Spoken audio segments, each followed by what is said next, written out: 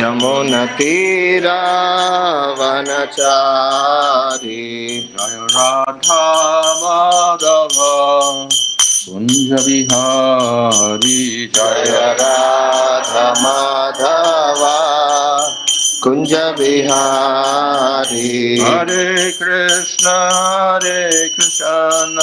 Krishna Krishna Hare Hare Hare Rama Rama Rama Hare Hare Hare Krishna Krishna Krishna Hare Hare Hare Rama Rama Rama Hare Hare. Hare Krishna Krishna Krishna Hare Hare Hare Rama Rama Rama Hare Hare Hare Krishna Krishna Krishna Hare Hare Hare Rama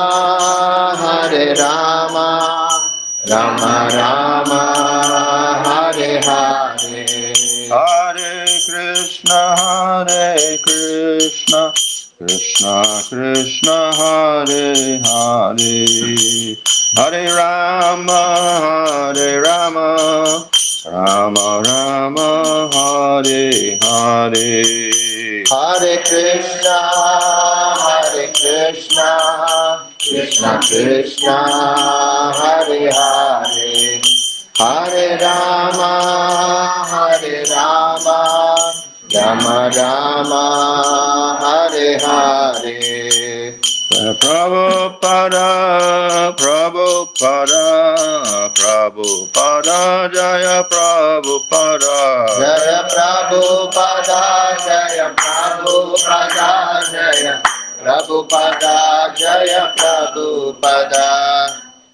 Jaya Vishnu Paramahansa Maharaj Gacharya Saraswati Swadesi Varsha songs that are Prabhupada ki Jai Namata Haidas Thakur ki Jai Prem Go Sri Krishna Chaitanya Prabhu Nityananda Sri Advaita Gadadhar Shivasdi Gaur Bhakta Shri Sri Radha Krishna Gopa Govida Shama Kunda Radha Kunda Giri Govardhan ki Jai Shri Vrindavan Dham ki Jai Navadip Dham ki Jai Ganga Shamuna Tulasi Bhakti Devi ki Jai Ananta Koti Vaishnava Vrinda ki Jai Samaveta Bhakta Vrinda ki Jai Go Premanandi, all glories to some of the devotees, all glories to some of the devotees, all glories to some of the devotees, all glories to Sri Guru and Sri Guranga, all glories to Sri Prabhupada.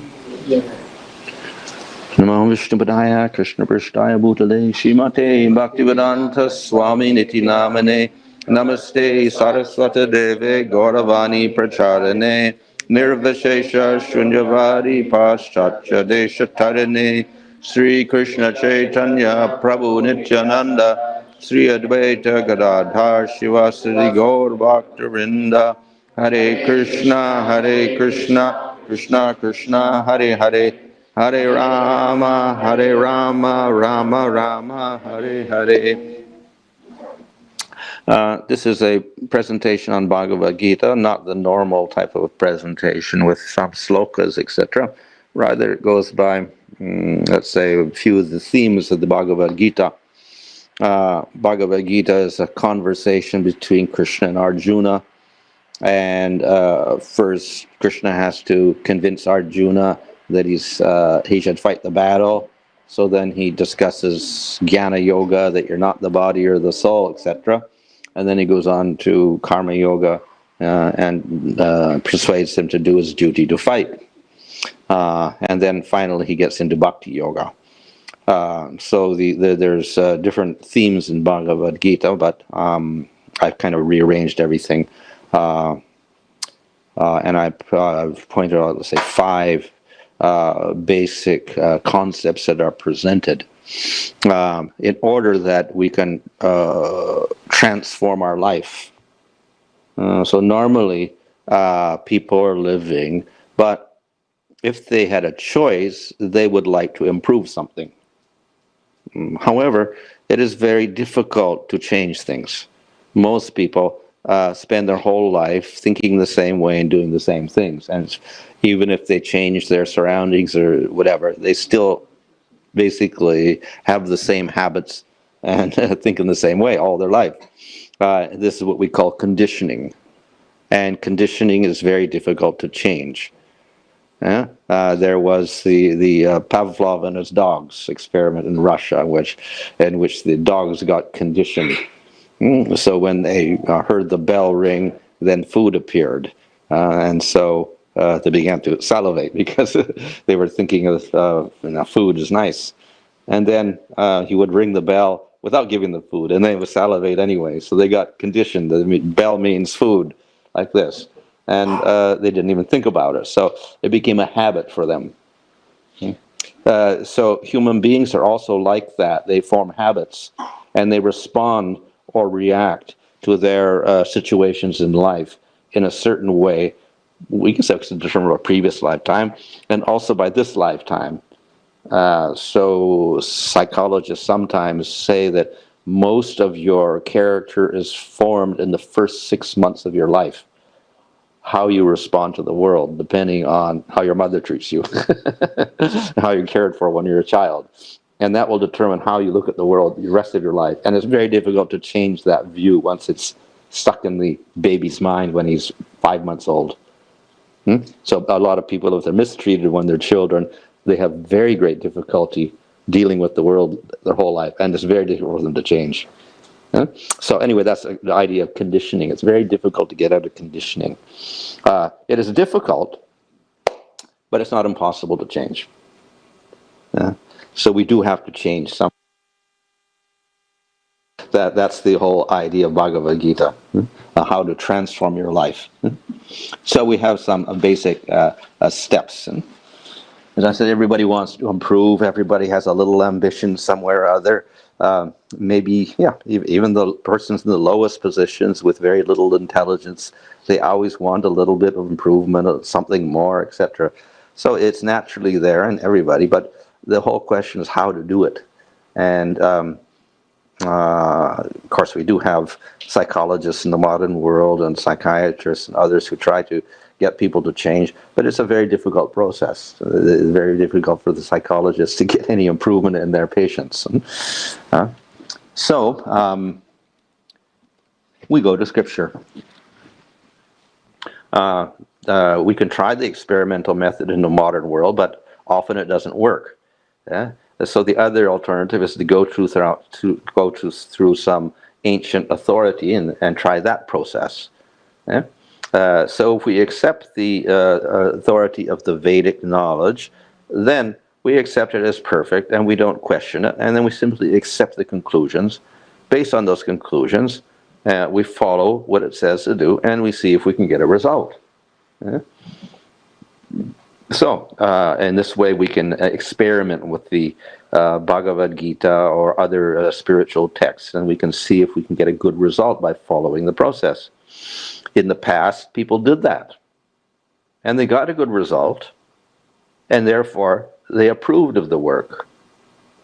So Scripture has lasted this long and is still currently studied and worshipped in India because people in the past got good results from it. They followed its instructions and they got some benefit. And that's been going on for thousands of years. So if somebody asks, well, why do you believe in it? Well, I believe in it, of course, because I have faith. But then people in the past also, they authorized it. They also approved it. And it's like some works maybe are popular today. Next year, nobody knows about it. Then something else becomes popular. Then everybody forgets about that. But these scriptures have been going on for ages, thousands of years, and people have continually studied them. So it's a testimony that there's something valuable there, because the people who have handed it down also were not unintelligent people. They were the most intelligent people in that and, of their generation, and they passed it down. So, theoretically, we say that this knowledge actually has no creation. It starts with the Vedas. The Vedas are called Shruti, and Shruti has no author. In a sense, it may come out of the mouth of Hayagriva. The Vedas come out of Hayagriva's mouth. But that happens every day of Brahma. So ultimately, he doesn't create it. And it's, whatever comes out every day is the same words. So he doesn't create it. He just reproduces it. He makes manifest it. That's all. So even when Mahavishnu disappears, and all the no, he doesn't disappear, but the whole all the universes disappear. Then he carries out another creation. When the creation takes place again, the Vedas appear in the same form that they had in the previous universe, or the previous universe, or the previous universe. So the same sound is there. So that gives a very eternal history to the Vedic literature. So originally there was one Veda, and Veda Vyas divided into 4 Vedas: the Rig Veda, Yajurveda, Samveda, Atharva Veda. But he found in Kali Yuga very difficult for people to understand this. So therefore he wrote the Mahabharata, which is called an Itihasa, or a history. The other famous history is Ramayana. So Mahabharata was written by Vedavyas for the common people of Kali Yuga. Something easier to understand than the Vedas, with more stories in it. So within the Mahabharata, we have the Bhagavad-Gita, which is a very nice summary of all the Vedic knowledge.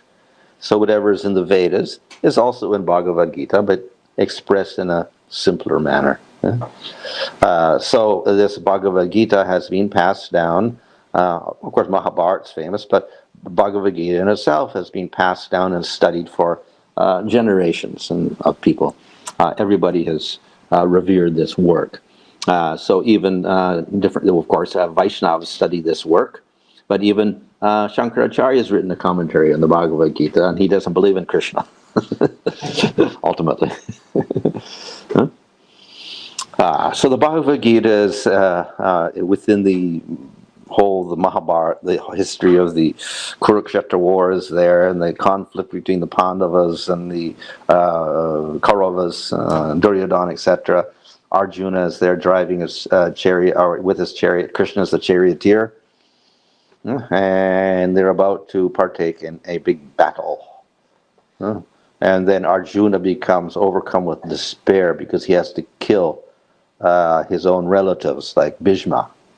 And he doesn't hate Bhishma at all. He says he honors him as his grandfather.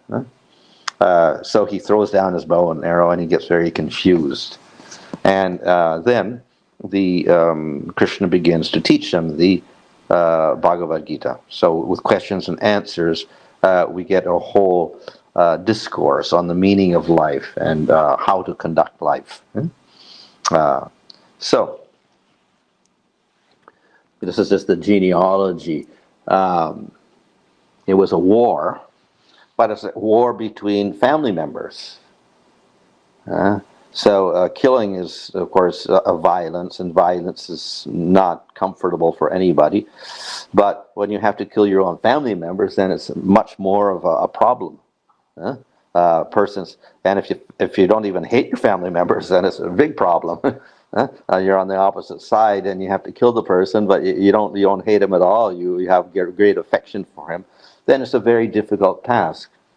So for Arjuna, the war became a moral dilemma. What to do? He should fight because that's his duty, or he should not fight because then he has to. By that he can avoid this violence of killing elders and killing relatives, etc. So he was in a great dilemma at that time.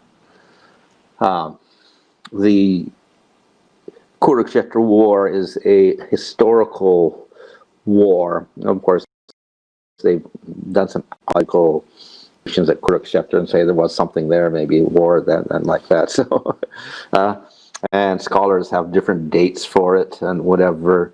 And they say maybe it's 5th century or 2nd century the Gita came into being. But, of course, we have, of course, a different dating we put it at 5,000 BC, when just before Kali Yuga began. So that's the traditional date of the Kurukshetra War, etc.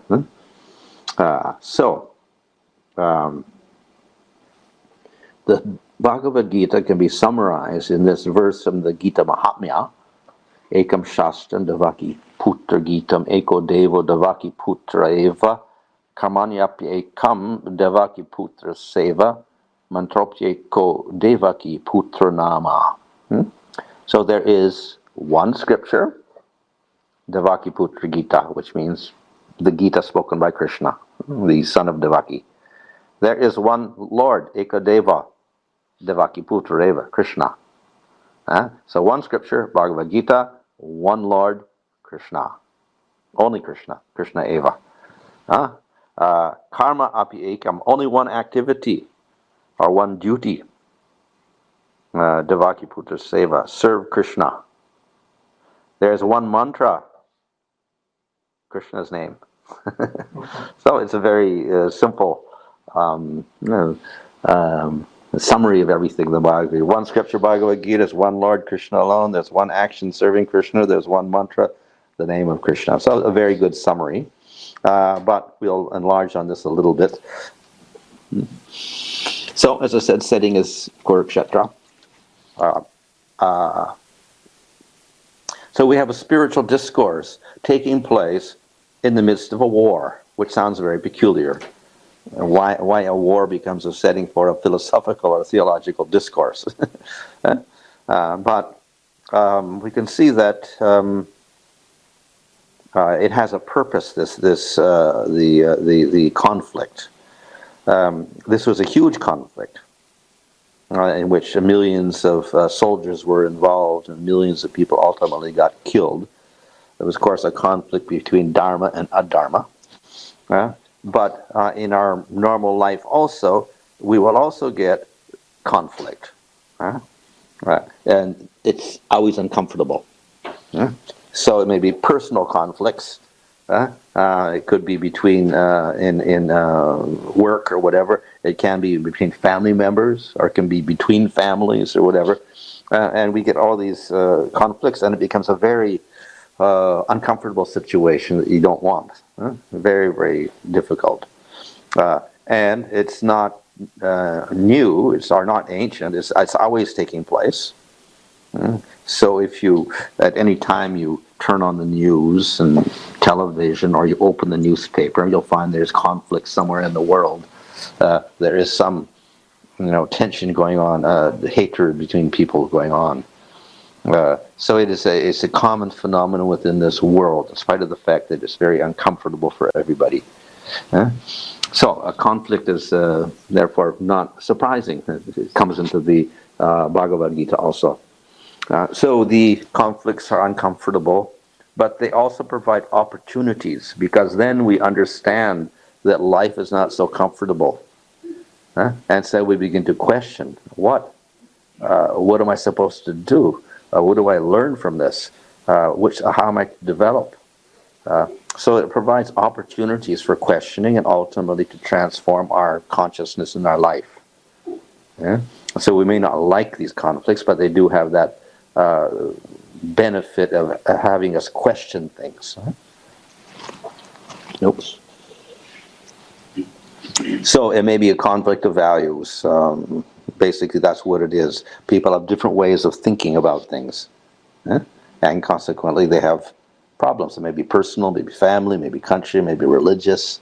And out of this, an intelligent person will begin to question what is the real basis of everything. Why we have to have a conflict at all. Maybe there's a higher principle behind this. What is the best action to follow? What are we living for? So conflict does, or suffering, conflict, all these things do provide an opportunity to question. And if we're lucky, we get a solution, we get an answer. If we're unlucky, we may not get an answer. So,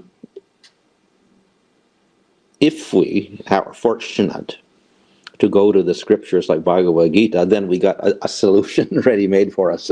We don't have to speculate too much. If we don't have that, then we can speculate forever. And we may get a partial solution, but we never get a full solution. So the Bhagavad-Gita gives us a very good way of resolving our dilemma of suffering and conflict, etc. So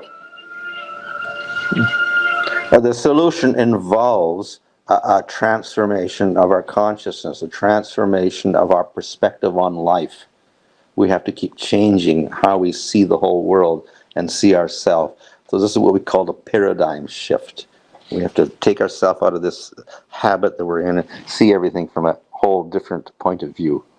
And when we do that, that's when we can actually begin to change. So that's what a paradigm shift is. We can see this as a duck or a rabbit. Some people say it's a duck, some people say it's a rabbit, depending on their point of view. So we do have to take ourselves out of one particular consciousness and shift into another thing, and then we see life in a different way. So what's the first shift we make in the Bhagavad-Gita? So in the second chapter, Krishna begins to discuss with Arjuna, and then he talks about the mind. And even in the modern world, we have many people who are giving seminars on how to control the mind or how to set your goals, etc. So all this involves the mind. The mind is very powerful in the human being. Not so in the animals, but in the human being, it's a very powerful instrument if we use it properly. We have the mind generates thoughts. And we can project these thoughts in the present and into the future. And based on these thoughts, we can actually produce our future. So what you think, you become. Which is illustrated in the example of Bharata Maharaj. He thought of a deer, he became a deer.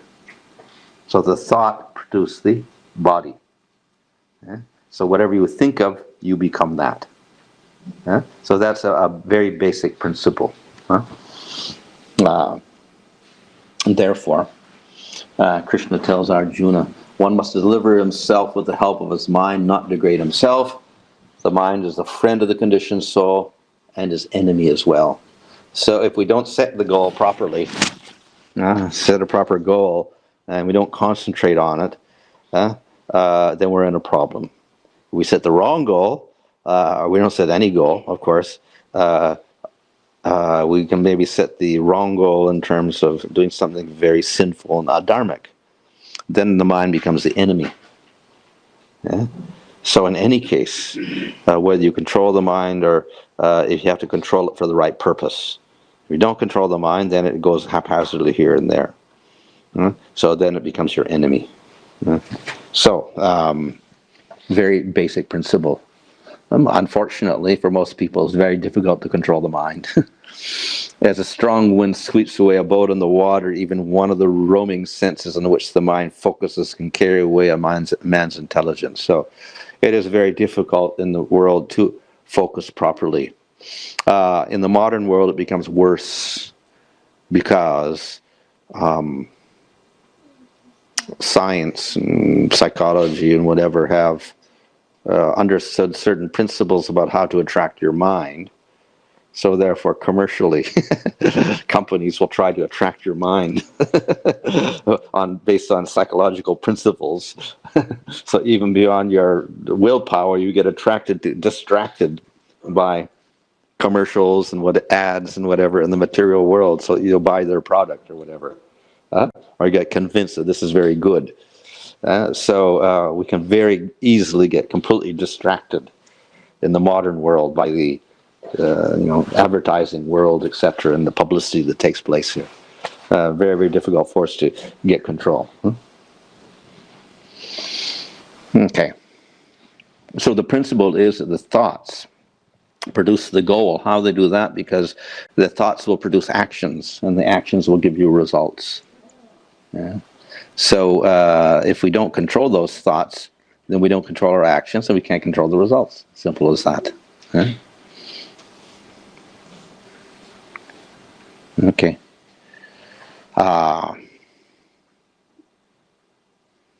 So that thought itself, when we start thinking, it leads to the idea, well, what should I think of? And because the thinking will lead to an action. So this leads to the sense of responsibility. What we think of turns into an action, but we're responsible for the results of our action. So then our thought process has to be very careful in order to guide our actions properly. So we have to learn responsibility. That's a shift we have to make also. Mind is powerful, but it involves choice, and it involves responsibility. So I'm responsible for all the results. I'm responsible to choose and make an action, and I'm responsible for the results. Of course, we have to look beyond the result that we get. Usually we only think of what we get, but we have to think of how our action affects other living entities. We can't only think of ourselves. So this is what responsibility is. We take full responsibility for actions. Some people, of course, don't agree. I think I'll just do whatever I want, like that. And whatever happens, they're not responsible for it. They don't claim responsibility for any of their actions. However, to enforce that law of responsibility, we have an inbuilt law called the law of karma. So even if you don't want to recognize that you are responsible for your acts, you are, because you get karma. If you do a bad act, you'll get a punishment. You'll get a suffering in the future. That's the result. It's a very just law. And it's inevitable. You can't avoid it. And you can't cheat. And you cannot bribe. And you cannot hide. So inevitably the result will come. But there's a good side also. If you do good activities and you benefit others, you get very nice results in the future. So it works both ways, responsibility. You do the acts which create suffering, you get suffering. You do acts which create benefit for others, then you get benefit.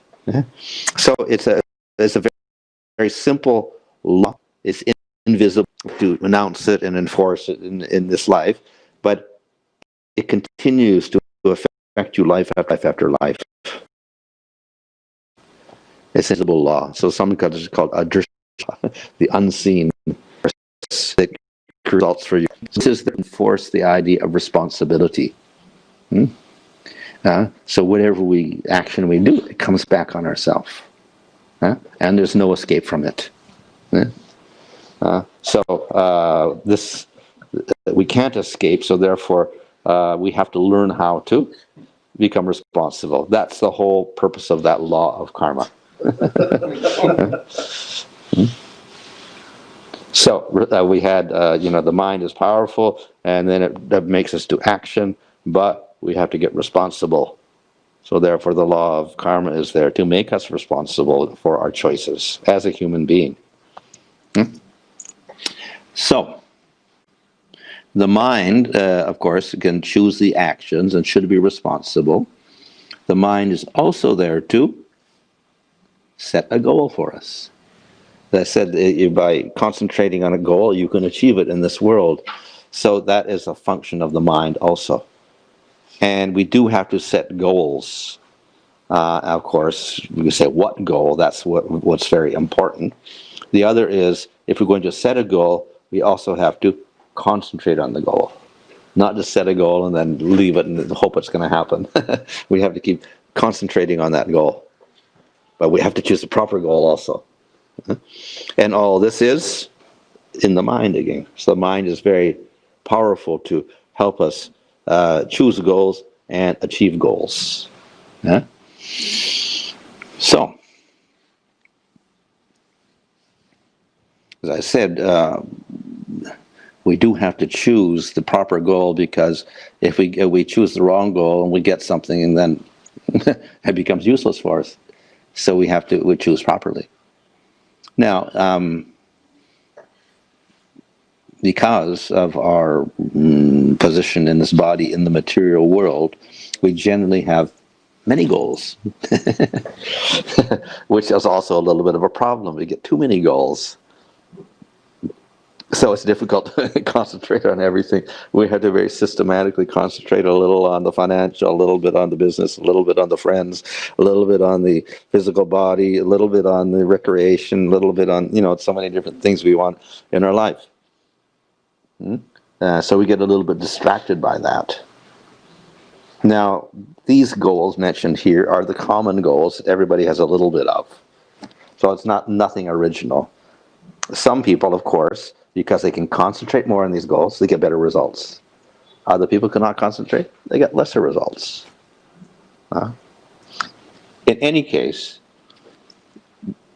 there's some problem. They're all very impermanent. They have to do with matter. They have to do with your material body, other people's material bodies.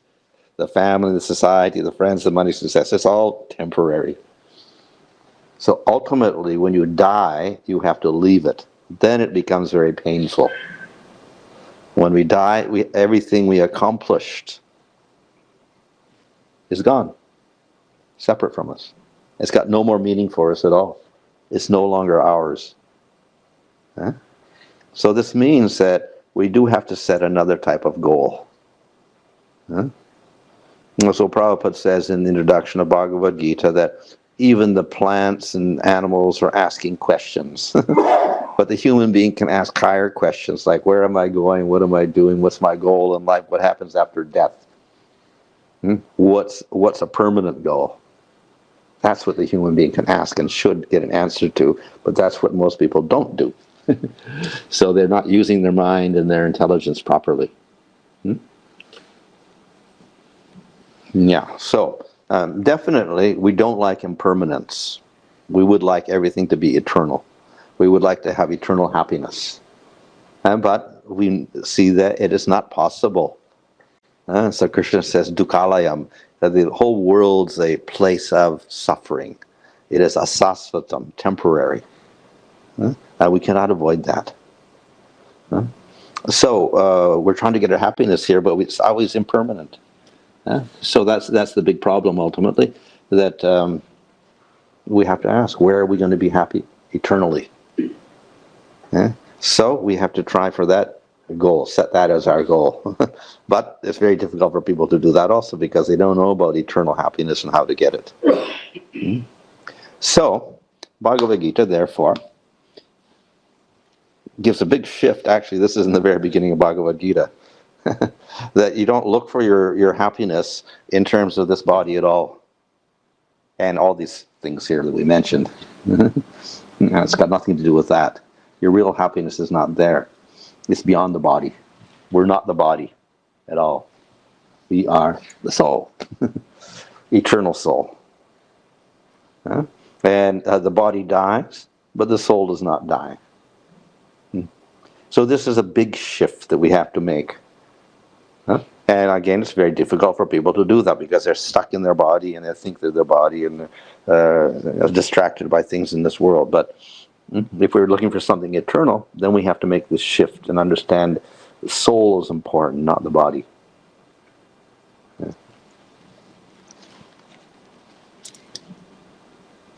So matter is, body is matter.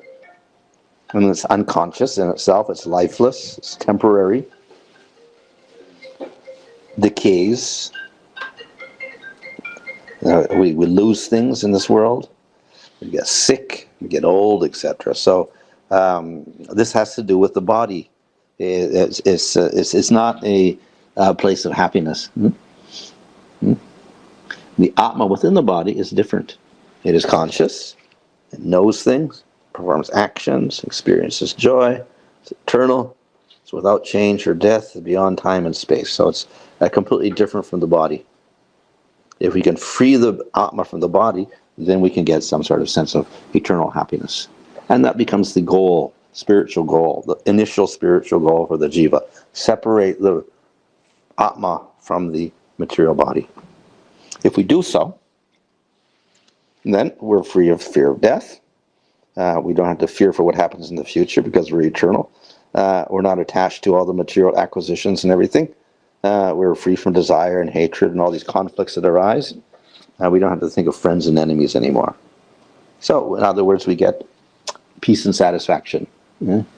We have eternal existence, and we have a sense of truth as opposed to the material body in the material world. Huh?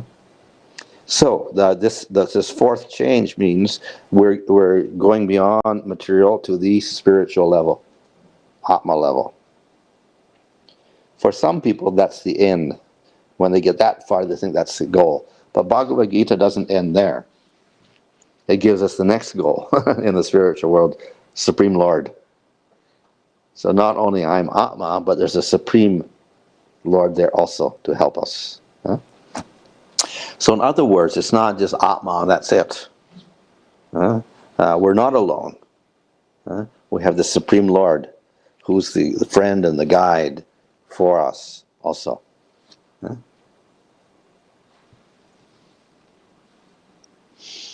So in Bhagavad-Gita, Krishna says he's the protector of all beings. He's the master of everyone. He acts as the friend of Arjuna. He's the advisor of Arjuna.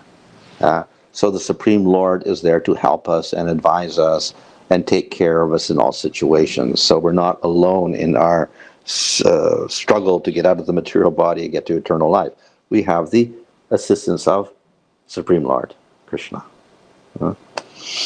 Moreover, the Jeeva, or the Atma, gets satisfaction not simply by being free of the material body, but he can get great satisfaction in a loving relationship with Supreme Lord.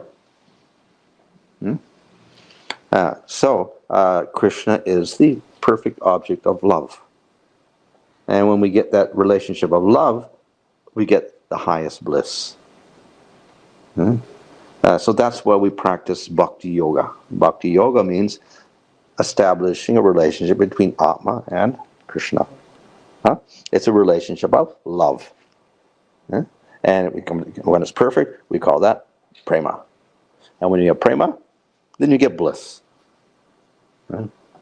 So that should actually be the ultimate goal. Instead of having these goals of the material world, first our goal is, okay, understand I'm the Atma. Second is to establish our relationship with Krishna. And then we get highest happiness. So Krishna is the perfect object of love. Why? Because he's eternal and he's the most beautiful. Of course, beauty maybe for some people, and that's all superficial, but then beyond the beauty we have, Krishna is full of all wonderful qualities. So he reciprocates perfectly with every single devotee, with every single person. In the material world, as jivas, we strive for happiness also through relationships. And we think, okay, now I can be happy because I got this relationship of love. Often, these relationships are very frustrating. Why? Because there's no proper response. The other person's not acting properly. I do something, they don't do anything like this. So there's no perfect reciprocation in the material world. We have a problem because we're not perfect. We cannot communicate perfectly. We cannot do things perfectly.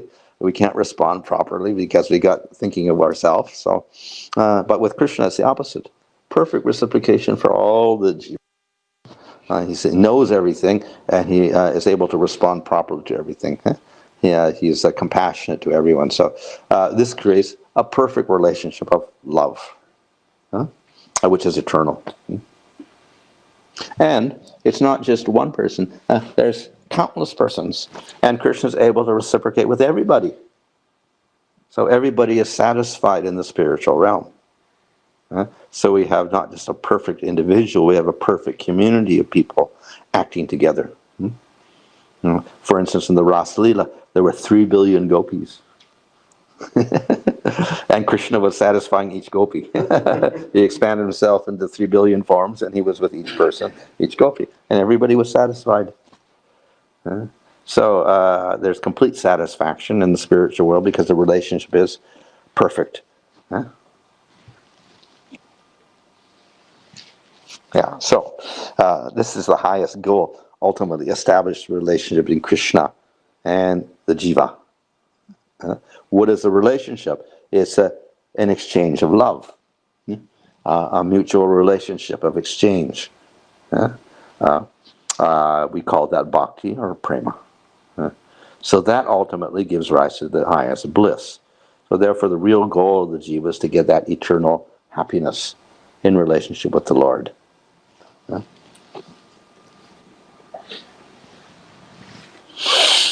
In the 9th chapter, Krishna says, I envy no one, nor am I partial to anyone. I'm equal to all, but whoever renders service unto me in devotion as a friend is in me, and I am also a friend to him. So Krishna establishes a very close relationship with each jiva. And through that we get the highest bliss. And that's why we worship Radha and Krishna. This represents the highest bliss possible in a relationship of love. Okay, so as I said, that becomes our highest goal, highest bliss, and whatever. Prema. How do we get there? We use the mind to establish the goal. The mind to concentrate. So, in our process of bhakti yoga, then we can use the mind. Now, normally people say, oh, it's difficult to control the mind, etc. But we also have a means of controlling the mind. And what is that? Mantra. A mantra is derived from 2 syllables, man and tra. Man stands for manas, which means mind. Tra for trayate, to deliver the mind or to save the mind. So the mantra delivers the mind from the material world and all the distractions and helps it concentrate on Krishna.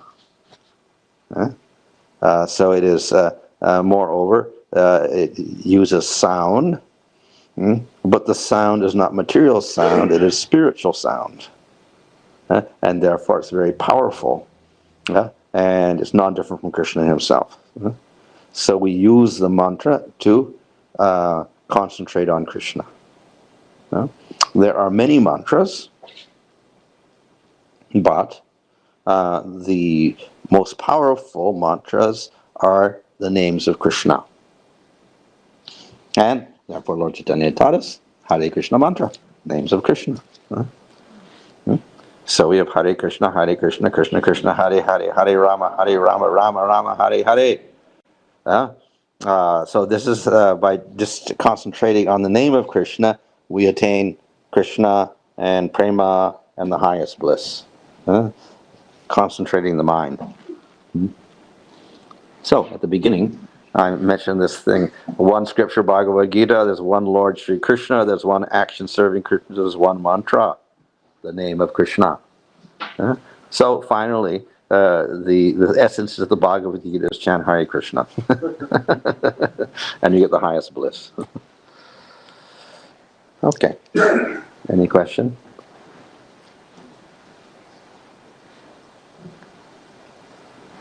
For the devotees, even though we practice the chanting of Maha Mantra for many years, still the shift doesn't completely happen. How do we understand that? Well, as I said, we have to concentrate the mind enough. And we have to, of course, be willing to shift. If we hold on to the material world, it's very difficult to get out. So that's a big problem. And that's why we have the 10th offense. After understanding all the glories of the Holy Name, still we're attached to everything in the material world. We don't want to give up our hold on the material world. If we're willing to do that, then it's easier to make that shift. Dakshina Maharaj, very nice class you have given. In another, you cover the entire Bhagavad-Gita and management techniques, what we get from that. My question is, you talked about perfect reciprocation with Krishna. We know that in the family, everyone, we don't reciprocate. That's what you said in the material world. And how do I understand that Krishna is reciprocating with me, or I am reciprocating? Okay. So in the beginning, it's a little more difficult. The highest reciprocation is in prema, where Krishna is controlled by the devotee. Krishna Karshani. Yeah. So at the beginning stage, it may be a little more difficult for us to get that complete reciprocation, because Krishna says, accordingly as you surrender to me, I respond. So we do a little for Krishna, Krishna responds a little. We do a little more, Krishna responds a little more. So the response is equal to our effort. When we do complete effort, then Krishna responds completely. So we have, the story of Damodar. Yeah? Krishna gets tied up by the rope, and Mother Yasoda gets the rope and she ties it together, and it's a little bit 2 fingers too short, like this one. Then she gets more rope, and it's 2 fingers too short again. She gets more rope, and it's still 2 fingers too short, and she gets a lot of rope, but still too short, and still Krishna's not getting bigger and bigger also. Somehow, it's always 2 fingers too short. Finally, after everything, Krishna sees that Mother Yasoda is getting tired, and she's sweating and perspiring and everything, and suddenly she's able to tie up Krishna. So Vishnu Chakravarti explains that why is 2 fingers too short all the time? So he says that there's 2 factors which will enable you to tie up Krishna. When you got those 2 factors, then Krishna gets tied up. What are the 2 factors? One is your effort. If you don't put the effort, it's not going to work. If you put forth the effort, then Krishna becomes very merciful. So effort and mercy are the 2 factors which will tie up Krishna. So, well, of course, the Krishna becomes merciful when you put forth the effort. So the more effort you put, more mercy you get from Krishna. So finally you get to prema, and then Krishna surrenders to the devotee and gets tied up. So we should not expect more than we deserve.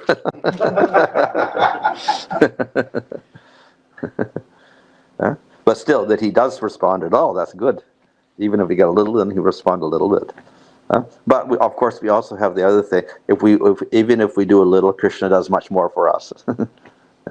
So it's not he holds back. He also does, as we see in the case of Gajendra. He was not doing pure bhakti. He uttered prayers to Vishnu because crocodile was attacking him. But what happened? Vishnu came anyway, and he revealed himself to him, and he rescued him. And he wasn't even doing pure bhakti. So the Krishna can also do that. That he responds extra, even if you don't deserve it so much. Thank you for the wonderful testimony. As Prabhupada said, chant 16 rounds and do co-regulative principles, and I'll take you back to Godhead.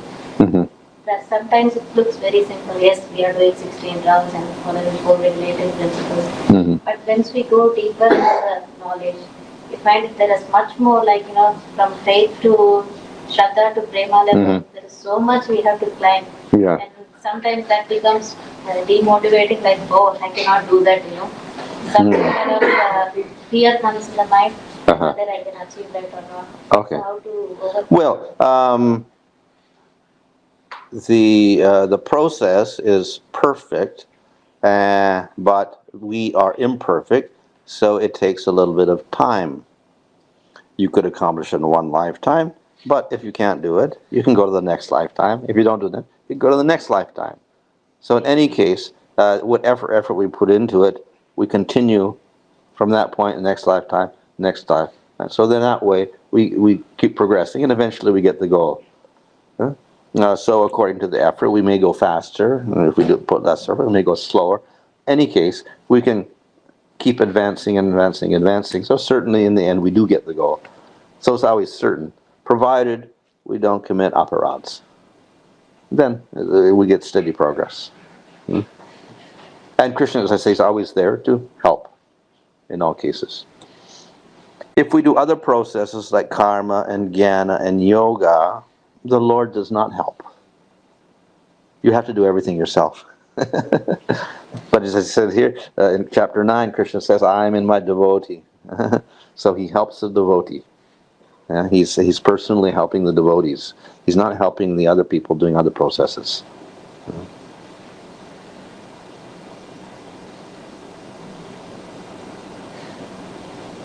How do we prepare ourselves? So I'm taking this to the current crisis that we are in terms of His Holiness Bhakti Maharaj suffering because of the virus. How do we prepare ourselves? So as I understand in my little brain that everybody's praying for Maharaj's recovery, right? But then we've just read the news that his condition is kind of deteriorated.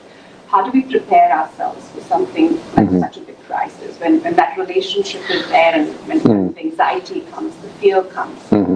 How do we prepare ourselves to whatever the Lord decides? Yeah, well, one thing is we don't understand the plan of the Lord, so we just have to accept everything He takes. Even in the case of the great devotees like the Pandavas, 13 years they have no kingdom. And we say, well, why isn't Krishna merciful to them? Whatever that. Bhishma, in the first canto, he says, we can't understand the plan of Krishna. He acts so mysteriously. We don't know what he's doing. Battle of Kurukshetra, and then Bhishma's lying with arrows on him and everything. What is the plan of Krishna? So sometimes it's very mysterious, and we don't know what the plan is. But the Lord has a perfect plan, and we see after the whole Battle of Kurukshetra, and Pandavas got the throne, etc. So we see that everything was done in such a way to glorify the devotees, etc. So, but from our perspective, we don't really understand that. Of course, from our philosophical perspective, we know that nobody dies. So ultimately, the soul is eternal, and the soul goes to Krishna. So, in one sense, death is not a problem for the devotees, because we understand that we're eternal. And we live with Krishna at all times. So we'd have to be a little bit philosophical about it. At the same time, understand that Krishna has his own plans for us.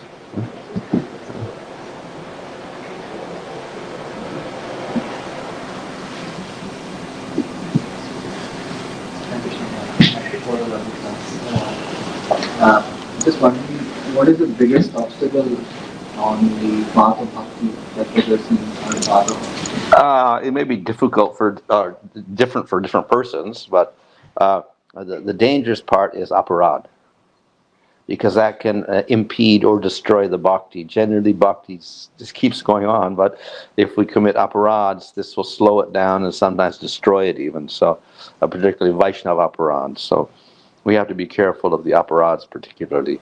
The anarthas themselves, even Krishna says, even if you commit a sinful activity, you're still my devotee. So he doesn't mind that so much. But if you commit aparads, especially the Vaishnava aparad, then the Lord is very, very upset by that. So that's the thing we have to watch out for the most.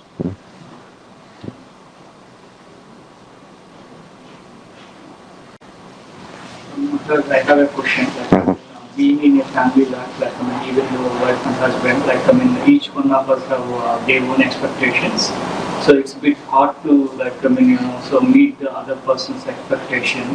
So, how to, we are not, everyone is not perfect, but still, how to eliminate the conflict and how to go and focus on Krishna, or, on maintaining the good balance life. Yeah, for expectations, usually the expectations are because we have some personal need of ourselves. So therefore we expect something from someone else. So everybody has their own standards and their own perspective on what they need and what they expect other people to give. And other person really can't understand that. He's got his own set of needs, or they got their own set of needs and their own expectations for others. So we end up in this world where we're all trying to fulfill our needs from other people, and they don't understand. The other person doesn't understand our needs. They got their own needs. So that's why we get problems in the relational problems in the material world because of that. So this is what we call Maya. It's all the whole false ego is there with all these illusions that we have. As I said, when you're 5 months old, you're getting all these impressions, and based on that, you are expecting the world to act in a certain way, and we're expecting certain things from everybody in the world. And it's very difficult for us to get out of those conditions. But this is the nature of material life. Very, very difficult to go beyond that. The only thing we can do, finally, is if we take to devotion, then we can start to destroy all those false coverings and false expectations, etc. If both parties surrender to Krishna, then it becomes easier because we have a different goal. Where the goal is not centered on ourselves anymore. It's centered on Krishna. So this helps us dissolve all of these false expectations and false needs. Maharaj, you mentioned about the rest of the life forming based on the impression that is formed in the childhood between the first 6 months. Now, that's the psychologist's view. It's not because we do have previous lifetimes. All the impressions from that stuck on you as well. Right. But certainly this first 6 months is quite crucial, or not even before that. Even in the womb, even is also very important. Because that's why I was going to ask, because we have samskaras, which we believe that helps the formation. Yeah, definitely. Yeah. Maharaj, added question to that. No, do the child which is born remember this previous birth? Generally, they don't. It's difficult to live this life. So if you have to remember all your previous lifetimes, you get really confused about what to do in this lifetime. Even this lifetime, even when they're in the womb, special cases like mentioned Bhagavad-Gita, but not everybody. Otherwise, everyone would be like a sage or something, but they're not. So it's all filtered out, and you get concentrating only on this lifetime. In rare cases, they get some recollection, and it may help them advance in this lifetime. But usually, it's too confusing to have to remember too many lifetimes. Yeah, just in continuation to that, the suffering that we talk about in the womb, the baby suffering, is because of that condition that the baby is in, not because of the separation from the Lord, or how do we understand? Well, for most, it's just the suffering of being cramped up in that little ball, frustrating and like life, Of course, their consciousness is less, but it gradually increases. But it's an uncomfortable position to be in. Yeah.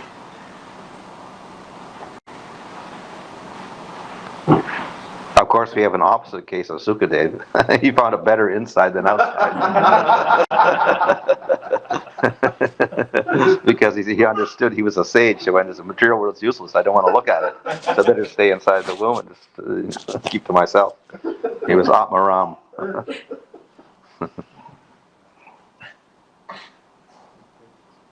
Please accept my humble obeisances, Maharaj. Thank you very much for the wonderful lecture. Actually, I don't want to ask any silly question, but this confusion is really bothering me. So when we are talking about Atma and mind together, to me it's like subtle body. Subtle body. Yeah. Well, the mind is the subtle body. Yeah. The Atma is separate from that because subtle body is mind, that's material still. Subtle material, but material. This is gross material. The subtle body is mind, intelligence, ego, karma, impressions, prana, etc. That's the subtle body. It's also material. The Atma is non-material. It's eternal. So it's completely different, actually. But we can say the mind is, we can say the medium by which the Atma relates to the body. So it's intermediary. We get from the most subtle, the Atma, to the subtle, the mind, and to the gross, to the body. So it's like an intermediary between them. So the mind can be useful to help the body and to help realize the Atma. Yes. Thank you, Maharaj.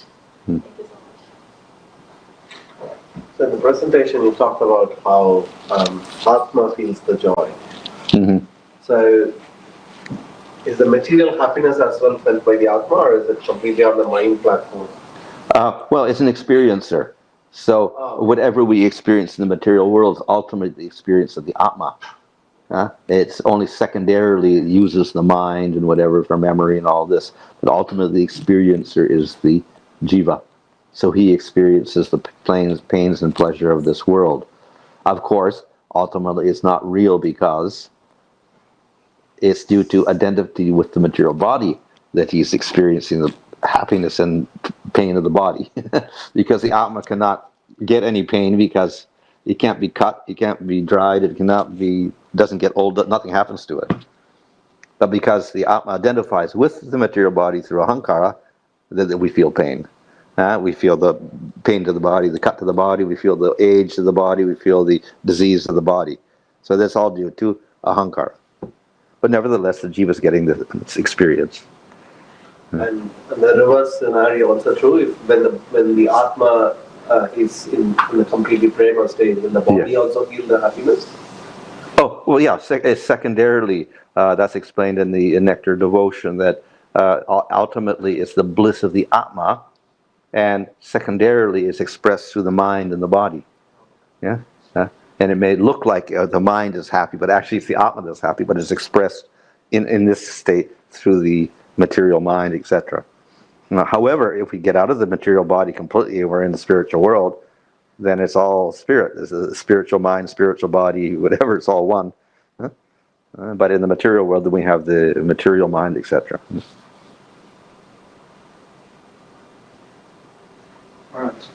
So you're mentioning about the spiritual mind and the material mind.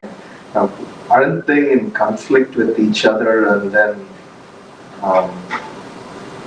causing the trouble? Is that what is happening here?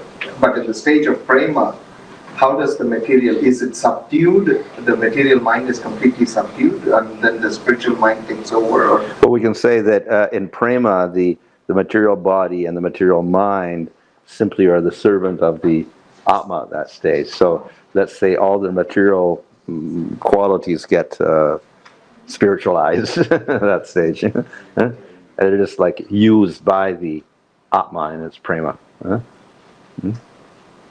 If we don't get the internal Shakti of the Lord in the Jiva, then we don't get that prema. As far as you can go as an Atma, you can get up to Atma Gyan and you feel peaceful and that little bit of bliss, and maybe you can get a little bit of Paramatma realization through that on your own. If you want to get prema, then you have to get the injection of the internal Shakti, the Hladini and the Samvit Shakti of the Lord, then you can realize Bhagavan and experience prema. And so the Lord gives the mercy to the Jiva.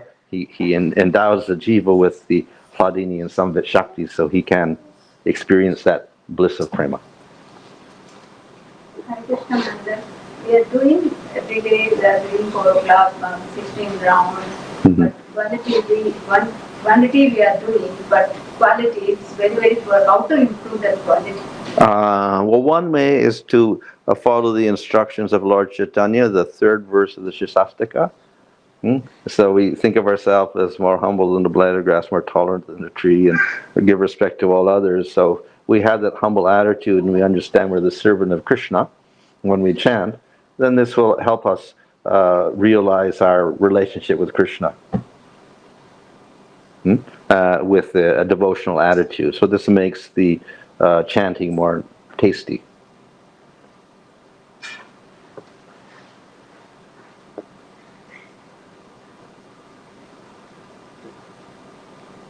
Okay. Hare Krishna. Southernmost Bhanu Swami Maharaj ki.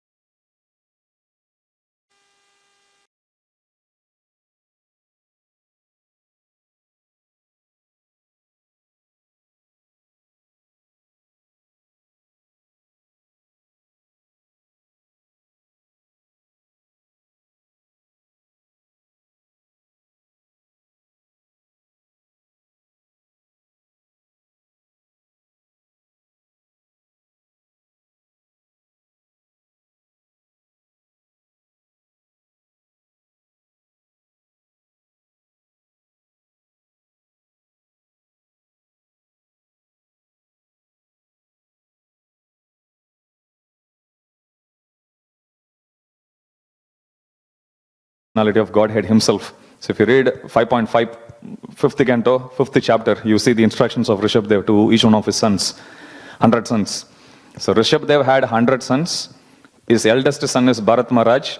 He asks all of his other remaining 99 sons to follow the instructions of Bharat Maharaj, and he hands over the kingship of this entire. Rishabh doesn't divide, unlike his previous two descendants, if you see. So Rishabh, he then hands over the kingship to his son Bharat Maharaj. Bharat Maharaj ruled it so efficiently, so much so that the southernmost tip, till that point when it was called as Varsha, then came to be known as Bharatavarsa. Bharat Maharaj, when he went to the forest, he handed over the reign to 9 of his younger brothers who were Kshatriyas. Now, they divided this, so one of the reason also, as we were mentioning, why Priyavrata was dividing this was simply to make sure that people don't have to fight. It's a natural division, so they don't have to quarrel between each other. There is an island, and there is a equal width ocean that is actually surrounding that island. So everyone knows the boundary, natural boundary, so they can do. So these 9 Kshatriyas, who were 9 younger brothers of Bharat Maharaj, when they took kingship of this Bharatavarsa, just to make sure that they rule efficiently without quarreling with each other, they divided, they came up with the boundaries. So Bharatavarsa in turn was divided into 9 different sections called Conda. Southernmost tip, 9th island is called Bharata Conda. You will come across different terms also, like Sudarshana Dvipa, there is one name that's given. Comerica Dvipa, that's also another. In some context, this place is also called as Bharatavarsa. So we have to understand it based on the context. So our position is Bharatavarsa, Bharatakande, Meroho, Dakshina, south of Meru, in Jambudvipa, in Bharatavarsa, Bharatakanda. This is our position. Okay, if you look at the coordinates, how do we identify where we are? We are south of Meru, in Jambudvipa, in the southernmost Varsha, which is Bharatavarsa. In that, 9 divisions are there, 9 Kandas. In that, southernmost Kanda, southernmost tip is Bharata Kanda. That position is the circular globe. Okay, if you're already confused, this is just a starter. Okay, so same thing. So if you look at this picture, you will see this is the 9 different, so this is Jambudvipa, the centralmost one, as we were discussing, and it has 9 different Varshas. So you see Kurukshetra, Hiranmaya, Ramyaka, Bhadrashva, Ilavrata, Ketumala, Harivarsha, Kimpurusha, Bharata. Except Bharata, each one of the other ones, if you actually see, they are all different sons of Agnidra. Okay, Bharatavarsa was later renamed, but originally it was Varsha, named after Nabi. So this is again a different view with Mount Sumeru. We haven't touched Mount Sumeru yet, but on a high level you can understand it. This is Jambudvipa, the centralmost island. This is just saltwater ocean. So this is also one tract of the chariot wheel, which Priyavrata was actually going around on, keeping Meru as the pivot. So he went around here. So this is the first smallest chariot that created this saltwater ocean. And you can see also in this context also, you can see Jambudvipa this is Jambudvipa, this is north. So you can see the coordinates there. So that's north and east. So again, the southernmost one, that is Bharatavarsa. Okay. This is again same thing, but a different view. We can come to the detail of this later. This is top of Mount Sumeru. I think I'll stop here. Any question on this? Yes? The Bharatakanda, is there any other things, other planets, which you just talked about? Okay, so Bharatakanda, which we actually discuss here, which is the southernmost, one of the 9 different divisions of Bharatavarsa. What's the question? Is that, okay, so question here is Earth, is that the only planet in this position, or are there others? Earth is the only planet. Okay, Earth is part of Jambudvipa, as we were discussing the division, and the last division is Earth. In fact, strictly speaking, now you can think, how can it be flat, but at the same time, Earth can just be there. Earth, according to Vedic version, if you take that as Earth, Earth is actually mounted on a mountain like that. So if you take this as North Pole, this as South Pole, beyond the South, below, this is how it's actually given, according to Vedic version. So at this point, Earth was actually, it's like a, what do they call? You know, they have this, like a holder that holds the golf ball. T. It's like a T. So there's something like that that's holding Earth at this point. Okay, so that's how the description is given. Any other question? Clear? Okay, so this is just the historical background, basically. I just connected that with the structure because that's how it's explained in 5th canto. Now from this point, what we are going to do is, we just introduced Sumeru. Sumeru is somewhere here in the middle. So next class, we'll actually discuss about Sumeru, and then we'll go to detail about Jambudvipa. Of all the other Varshas, even Shukadeva Goswami, he goes into detail discussing only Jambudvipa. Why? Because we are there. He discusses about only Bharatavarsa. Why? We are there. All the stories of Mahabharata, different pastimes that you come across, when you study with this background, you will understand. Otherwise, many times it will be confusing. Like we were discussing, Sagar Maharaj, he asks his 60,000 sons to dig the ground to search for the sacrificial horse. Which one did they dig? Did they dig this one?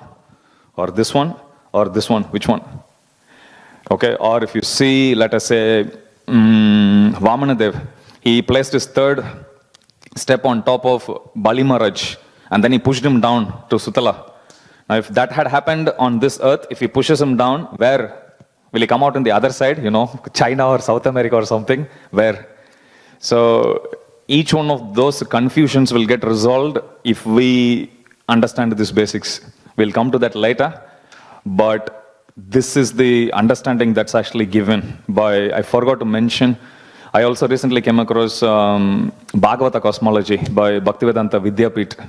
So they also gave a lot of minute details about, could be in terms of dimensions or could be in terms of reconciling each one of the, different pastimes that we come across. But when we try to think, it confuses us more like that.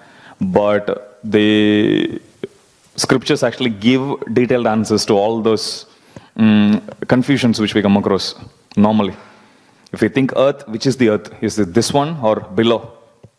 Below this earth means then you go to the central crust only. Actually, if you study geography, but you don't see anything. There's no Pathology there.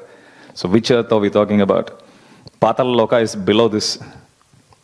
But our earth is just on top of, or if you like, earth is just part of Bhumandala, right there. But then below that, there is the 7 planetary systems. But the 7 planetary systems are also part of Bhumandala like that. And they are underground. So the tract of land that we see, it's not a thin slice of land. It is a thick slice of land. You understand that you take one pancake, you pile up 7 different pancakes. Now from first pancake, if I go down, I'm still inside the pancake only. You understand? That's exactly how the bottom 7 planetary systems, they are clubbed together, actually. So when Sagar Maharaj's sons, when they dug here, not planet Earth. Planet Earth was just a tiny, tiny speck. They didn't bother about, us. They didn't take us seriously. So they were digging here, everywhere. They were digging, that's how they were going to each one of the lower planetary system. That's why they are called as subterranean planet. Terrain is the land. Subterranean means like subway. It's under the land, but below the land. So this whole tract of land, which we call as Bhumandala, it's not just a thin slice that is holding each one of the different islands on top. That's just at the top in Bhumandala level. But below that, immediately right below that, there are 7 planetary systems that are stacked up. As you can, for that matter, you can treat each one of them as Bhumandala, but stacked up together, actually. And all of them are under the earth only. That's why there is no sun for them. Okay, celestial serpents, they are under the ground, they are giving them. Okay, so 7 planetary systems, we understand it. That's how scriptures actually explain. Subterranean planets means all of these 7 planetary systems below us, they are also in the earth, under the earth, like cavemen inside the earth. But that earth is not the same as globe. Globe is a tiny speck here. Okay, what we are talking as earth, there is this big Bhumandala, but then layers of similar Bhumandala below, but together. and there is no aeration, nothing, everything is under. Okay, it takes much more craftsmanship to be able to create a underground city. Maya Dhanavaki. That's how he created this. Okay, we'll go to that later when we come to subterranean planets. But for now, understand the context, because one reason why this topic about cosmology scares us is there are way too many details, and it's very easy to lose the context.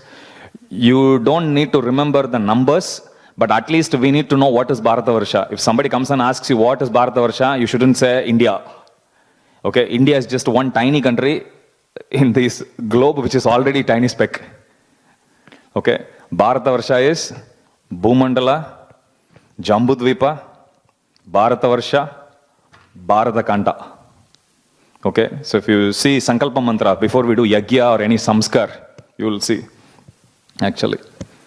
Okay, Bharatavarse, Bharatakande, Meroho, Dakshine, like that it goes, each one of them. We'll go through Sankalpa Mantra. I'll display that and then you will see. Even for Yagya, when they invite demigods, they tell exact coordinates. You know, please come here, south of Meru, and in Bharatavarsa, Jambudvipa, and then in that south, come to here, and then come here, right here, and there also they'll tell a nearby river somewhere, Mare river or something. Exactly, 180 Falcon Street, I want you here. So, seriously, that's how when you do Yagya or any Samskar, if you read the Sankalpa Mantra, at the start itself it will tell you exact coordinates where you are requesting the demigods or whoever who is the lord of the worship, they come down there and to accept the offering, like that. Okay, so application is everywhere, but we need to clearly understand this. Bhumandala is one layer, one planetary system. One division of that is Jambudvipa. It has 7 different Dvipas also, named after either a tree or a mountain. Centermost to Jambudvipa, I'm repeating again, divided into 9 Varshas. Southernmost Varsha, which is Bharatavarsa, was in turn divided into 9 different Kandas. Southernmost Kanda is where our globe is. So we are tiny, tiny, tiny, tiny. Very, very tiny here. So this is our position. Okay, so when we say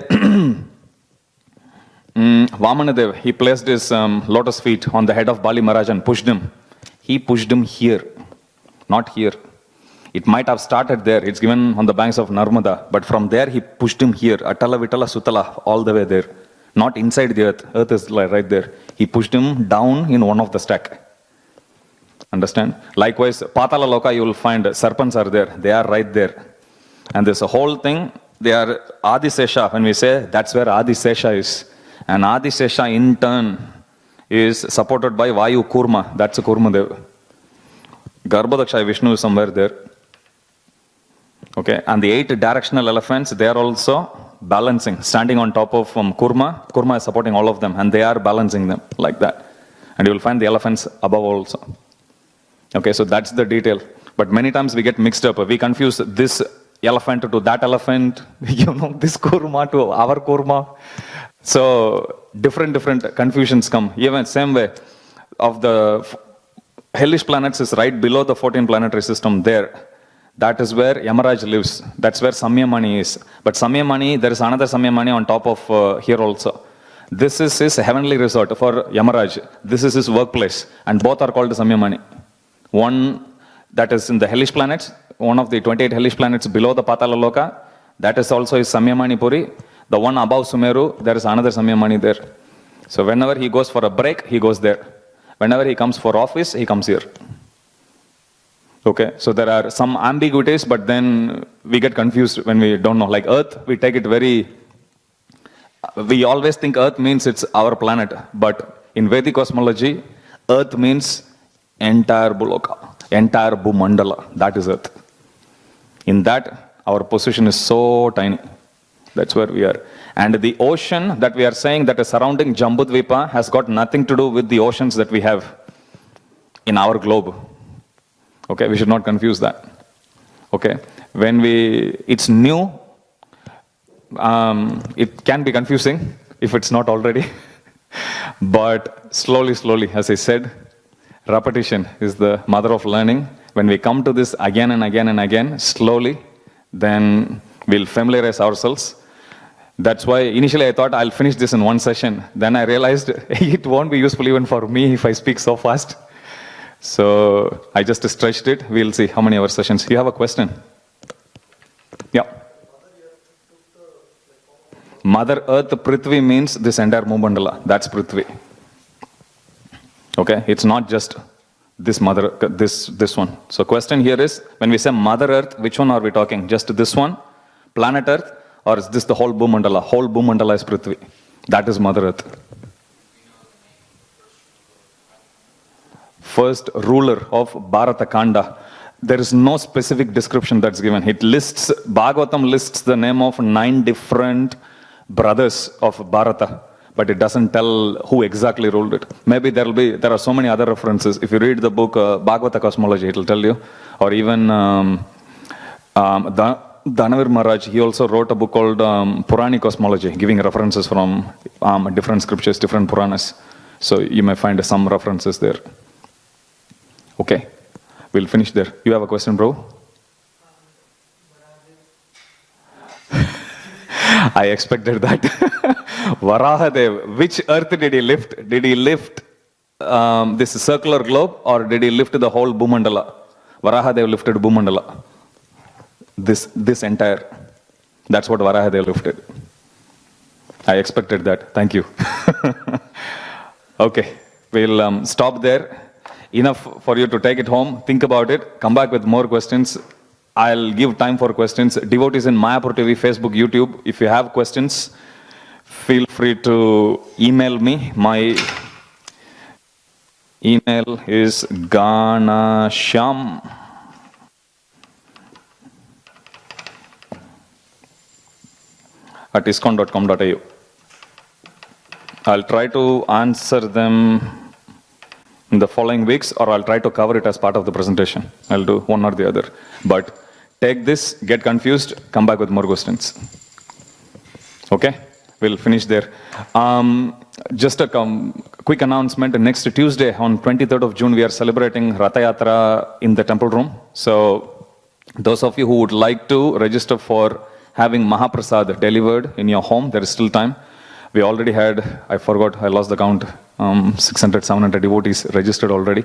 So there is still time, but we'll close the registrations on coming Sunday. So who you know, or if you want to register, please don't delay.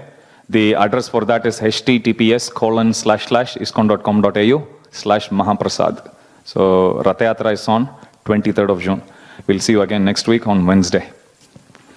Jagat Guru Srila Prabhupada ki jai, Shri Radha Gopinath Bhagwan ki jai, Samaveda Gaur Bhakta Vrinda ki jai, Sri Jagannath Baladev Subhadra Maharani ki jai, Shri Gaur Anitai ki jai, devotees in Mayapur TV, Facebook and YouTube ki jai, Grantaraj Srimad Bhagavatam ki jai, Jagat Guru Srila Prabhupada ki jai, Jai Nitai Gaura Premanande, Hari Hari Bol, Vishnu Padaya Krishna Prasad. Okay, so Hare Krishna. We're continuing now from a few days ago's pastimes, and we were reading about Sarvabhaum Bhattacharya, because Mahaprabhu, having had returned back to his external consciousness, Sarvabhaum Bhattacharya, he was pleased by this, and so he had his first solid interaction with Sri Chaitanya Mahaprabhu, which is very telling. Sometimes they say the first impression sometimes is deceiving, but in this point, the first impression was very telling of the relationship and pastime that is about to happen. Because Sarvabhaum Bhattacharya, he's setting the tone for the rest of the chapter. Because he says, Namo Narayanaya, a statement filled with impersonalist conceptions. And then, of course, Sri Mahaprabhu replies with Krishna Matirastu. He's responding now with the Vaishnava conclusion.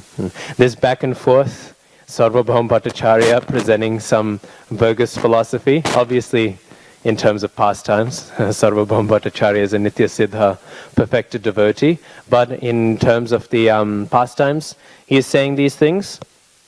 And then Mahaprabhu, or Mahaprabhu's associates representing him, reply in course the appropriate Vaishnava conclusion to correct him. And so, hearing this, he understands this is a Vaishnav sannyasi. And turning to Gopinathacharya, who was with them, who was clearly having some acquaintance with Mahaprabhu and his associates, Sarvabhauma Bhattacharya says, who is this person? What is his situation? What is his background? Who is this person who is in front of me? And so, Gopinathacharya, he replies that there was a man named Jagannath who was a resident of Navadvip and whose surname was Mishra Purandra. And so, Lord Chaitanya Mahaprabhu is the son of this Jagannath Mishra, and his former name was Vishvambhar Mishra. He also happens to be the grandson of Nilambara Chakravarti. And so Sarvabhauma Bhattacharya, he hears this and he thinks, oh wow, very nice. I know of Nilambara Chakravarti. He was a classmate of my father, Maheshwar Visharad, and I knew him as such. And so he said, my father, he respected Jagannath Mishra a lot. And because of their relationship, and because of the relationship with my father, I respect both Jagannath Mishra and Nilambara Chakravarti. So because of this, I have a strong connection. I have a strong level of respect for these individuals, and therefore, of course, I will have a great amount of respect and affection towards their descendant. And so Sarvabhauma Bhattacharya, he became very pleased. And it's interesting that he's pleased by this. Sarvabhauma Bhattacharya, he's drawn in by the opulence of Mahaprabhu. He's drawn in by the opulent natures of his birth. And even more so, he's drawn in, even though he's somewhat intrigued by the high levels of the sannyas Mahaprabhu, Krishna having had taken sannyas. He's more intrigued by the Navadvip aspects of Mahaprabhu's pastimes. And the Navadvip aspects, or the aspects in Navadvip pastimes, Mahaprabhu, he is manifesting more the Krishna side of the Radha-Krishna deal. So he's drawn in a bit more about the things that are a little to the side. The questions, of course, Jagannath Mishra is such a great personality, but he's being drawn in by questions of familial closeness, not out of any other genuine sentiment, but instead he's being drawn in by, this man, he has some relation with my father, and therefore I'm giving him respect. He's being drawn in by secondary details. So it's reflecting again, Sarvabhauma Bhattacharya at this point is not exactly, despite all his learning, he is not exactly cutting to the essence of all his knowledge. And so, he was still pleased. He is still, right now, responding somewhat appropriately, although he'll segue into some, maybe, unfortunate sentiments soon. And he says, you are very naturally respectable. Besides, you are a sannyasi. Thus, I wish to become your personal servant. And as soon as Mahaprabhu heard this, he replied, you are a teacher of Vedanta philosophy, and you are the master of all the people in the world and their well-wisher as well. You are also the benefactor of all kinds of sannyasis. And I am a very young sannyasi, and actually have no knowledge of what is good and what is bad. Therefore, I am taking shelter of you and accepting you as my spiritual master. Even though Sarvabhauma Bhattacharya was a grihastha, still, because of his age and deep knowledge of the Vedanta, he would often take the position of educating sannyasis. And therefore, he is referred to by the term Jagat Guru. Mahaprabhu says, Tumi Jagat Guru. He says, you are